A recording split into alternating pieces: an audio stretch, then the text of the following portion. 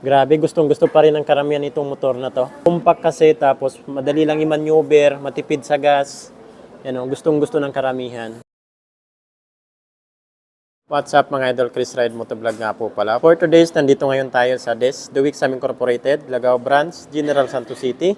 So dito po muna tayo sa Honda Motorcycle. Yan, meron po tayo ditong Honda RS125 Fi. Fuel injection na po ito. Yan o. Marami po kasi nagpapa-inquire sa akin ng motor na to. Alamin natin yung updated price, installment, at bigyan natin ng quick review. Bakit ito yung kukunin yung motor mga idol?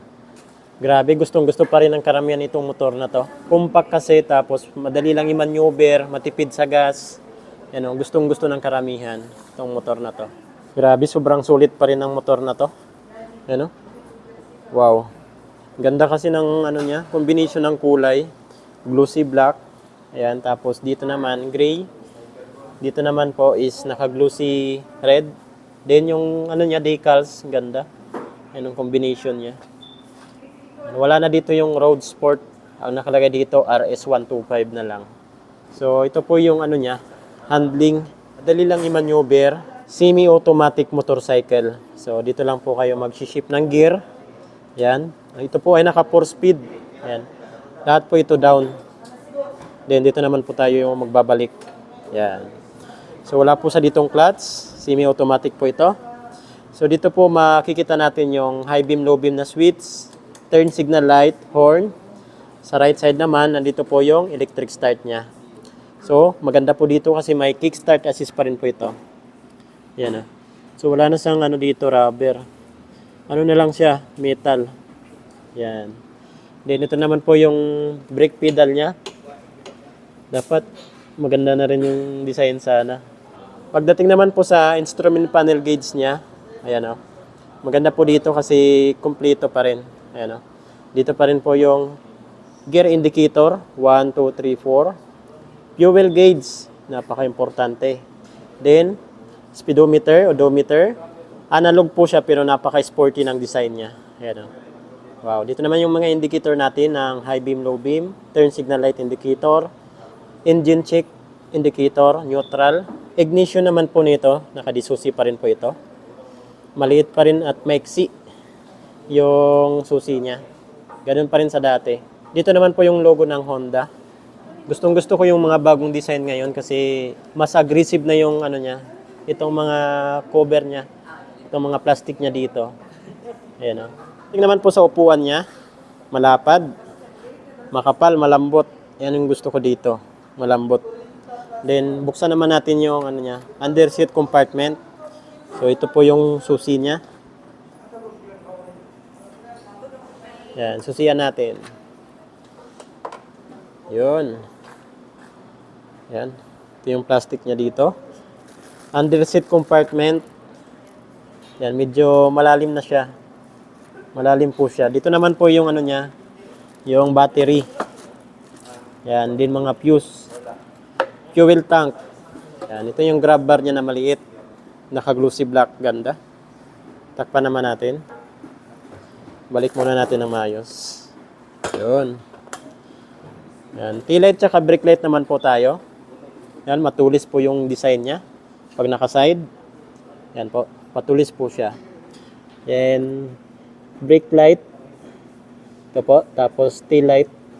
Then, ito naman po yung signal light niya sa likod. Yan, halogen bulb pa rin po yan lahat. Then, ito naman po yung back fender niya. Nagaya nating plate. Maganda rin po yung design compare sa dati talaga. Ganda.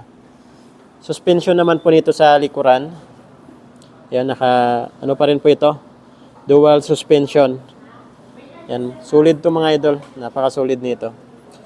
Ito naman po yung chin guard. Then, ito po ay naka-ano pa rin. Hindi pa rin po sa tubeless. Naka-tube type pa rin po ito. Ang size naman po nito sa likod ay 80 by 90. Then 17 inches po yung laki ng kanyang rim. Yan o. Maganda po ang rim nito kasi hindi basta-basta kinakalawang. Ayan o. Yung sa akin, yung dati, hanggang ngayon okay pa.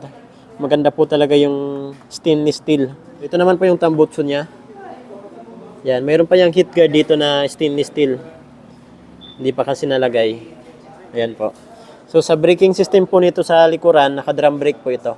Mechanical drum brake. Ayan o. Ito po yung brake niya sa harapan. Hydraulic disc brake, then single pot piston caliper. So dati naka-dual pot piston to, ngayon single na lang. Pero ano pa rin Nissin, okay pa rin yan. Suspension sa harapan, naka-telescopic.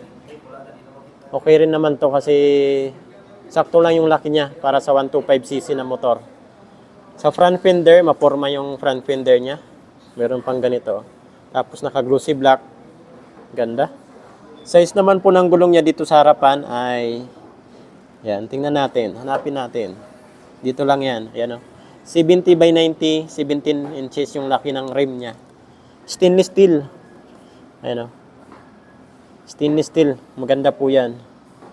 So ito naman yung cord niya sa speedometer. Ito yung ayaw ko talaga yung minsan laging nasisira agad. Na bago po dito, wala na po yung mga sticker. Kayo kung gusto niyo magpalagay ng sticker. Pero maganda pa rin kasi naka-glossy black. Dito naman po yung sticker ng Honda. Ayan. Hindi pa rin sa ginawang LED. Halogen bulb pa rin po sila lahat. Signal light, headlight. Napaka-compact pa rin ng motor na to. Ayan. Sa mga lady rider, estudyante, sa mga hindi reader, dito talaga yung bagsak sa RS125. Pero maganda talaga to. Ganito yung pinakauna kong motor, yung carb pa kasi yun. The best. Hanggang ngayon, okay pa. Dating naman po sa price. So, dito pa rin tayo naging inquire sa desk. Yan. So, cash price po nila dito ay 74,500 pesos. Ayan o. So, ito yung kulay niya. 74,500 pesos yung cash price nila. Down payment, 5,000 lang din. 3 months, 24,033 pesos. 6 months, 13,368. Sa 1 year, 12 months ay 7,410. Sa 18 months, 5,423. Rebate pa yan ng 200 pesos mga idol. Then sa 24 months, 2 years ay 4,430. Sa 30 months, 2.5 year ay 3,835.